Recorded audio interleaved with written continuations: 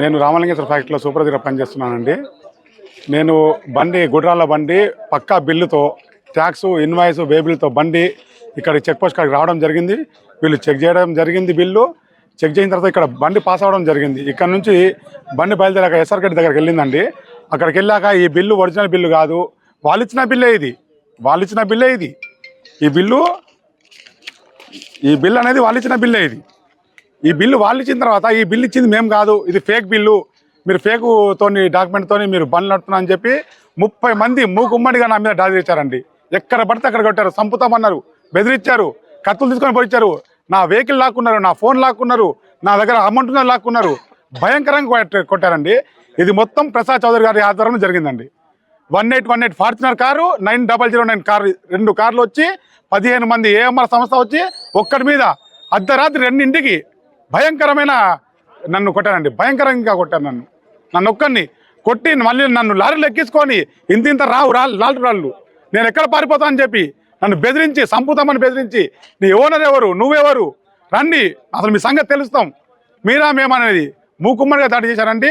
ఈ దానిని తీవ్రంగా ఖండిస్తున్నా. నాకు న్యాయం జరగాలి, నా తప్పేందో నిరూపించాలి. నేను పక్కా బిల్లుతో బండి తీసా, ట్యాక్స్ ఉంది నా కాడ, ఇన్వాయిస్ ఉంది, వేబిల్ ఉంది, అన్ని ప్రతి ఒక్క ప్రూఫ్లు నా కాడ ఉన్నాయి. వీళ్ళు కొట్టడానికి ఏ అధికారంతో నన్ను కొట్టారు, నాకు జవాబు కావాలి.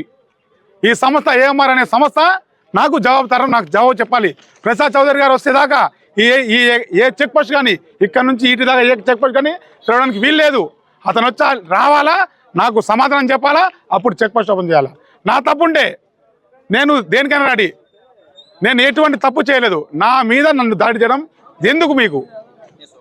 నేను వర్కర్ని, నేను ఒక నేను సూపర్వైజర్ని, నేను ఒక ఫ్యాక్టరీలో పని చేసుకునేవాడిని. నేను పని చేసుకునే నాకు ఇంట్లో గడిచేది.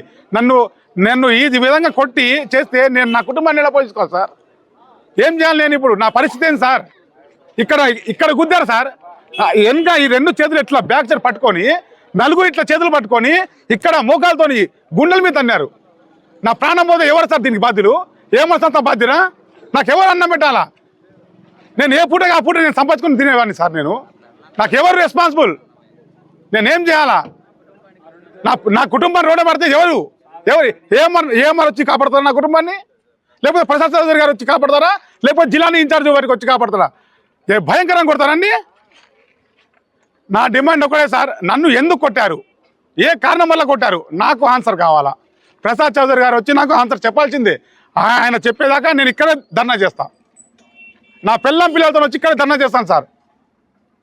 నన్ను దయచేసి మీడియా మిత్రులకు నమస్కరించి చెప్తున్నానండి, నాకు జరిగిన అన్యాయానికి ఏ వ్యక్తి కూడా జరగవద్దు. ఈరోజు నేను ఇంకో ఫ్యాక్టరీ సూపర్వైజర్ వెళ్తారు, ఇంకో ఓనర్ వెళ్తారు, అర్ధరాత్రి ఒక్కడే వెళ్తారండి బండి వదలడానికి. నా మీద జరిగిన దాడి రేపు ఇంకో విధానికి జరగచ్చు కదా. దీనికి ఏ విధంగా మీరు పరిష్కారం చూపిస్తారో ఈ మీడియా మిత్రులకు నమస్కరించి కాళ్ళు జోడించి, ఇవే కాళ్ళు అనుకోండి, ఇవే చేతులు అనుకోండి, మీరు నాకు న్యాయం చేయాలి. నా పేరు చైతన్య అండి. నేను పల్నాడు జిల్లాలో ఒక గ్రానైట్ ఇండస్ట్రీని నడుపుతున్నాను. మేము 3 నెలల నుంచి గవర్నమెంట్ పోర్టల్ ఆఫ్ చేసింది. సో బిల్లులు అనేది ఏమీ రావట్లేదు ఆన్లైన్లో. మేము అనేది బిల్లులు కట్టడానికి సిద్ధంగా ఉన్నాము. కానీ ఇక్కడ ప్రైవేటు వాళ్ళు ఏఎంఆర్ సంస్థ అనేది ఒక సంస్థ వచ్చింది.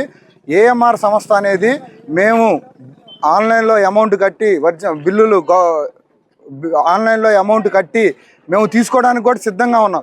కానీ మా పోర్టల్ అన్నీ బ్లాక్ చేయించి వాళ్ళు దొంగ బిల్లులు పెట్టి వాళ్ళ బిల్లులతోనే అమ్మాలి, ఫ్యాక్టరీలన్నీ మాకు అనుసరణలో నడవాలి, మేము చెప్పిందే జరగాలి, ఎవరైనా కానీ ఎదిరితే ఇలా మేము గూండాయిజం చేస్తామని రాత్రి ఒక సదరు ఫ్యాక్టరీలో సూపర్వైజర్ని, ఒక లారీ డ్రైవర్ని దారుణంగా కొట్టారు. అర్ధరాత్రి 2 ఏఎంఆర్ సంబంధించిన ప్రసాద్ అనే వ్యక్తి వచ్చారు. అలానే కొంతమంది గూండాలను తీసుకొని వచ్చి లోకల్ గూండాలను కూడా తీసుకొని వచ్చి ఏఎంఆర్ వాళ్ళు దౌర్జన్యం చేసి ప్రతి ఫ్యాక్టరీ వాళ్ళు భయభ్రాంతులకు గురయ్యి పొద్దున్నుంచి ప్రతి ఒక్కళ్ళు ఏం చేయాలి, ఇలా అయితే మేము గ్రానైట్ వ్యాపారం ఎలా చేసుకోవాలని ప్రతి ఒక్కళ్ళు భయాందోళనతో ఉన్నారు. మేమందరం కూడా బిల్లు మీద ఒరిజినల్ గవర్నమెంట్కి ట్యాక్స్ కట్టి మేము బిల్లు మీద చేసుకోవడానికి అందరం సిద్ధంగా ఉన్నాము. ఈ ఏఎంఆర్ అనేది ఒక పెద్ద దొంగ సంస్థ. ఈ సంస్థకి ఏదైనా కానీ కుదిరితే కాంట్రాక్ట్ రద్దు చేసి మాకు విముక్తి కల్పించాలని మేము కోరుకుంటున్నాం. ఇంకొక సమస్య ఏంటంటే పక్కన పక్కన మనకు ప్రకాశం ఉంది.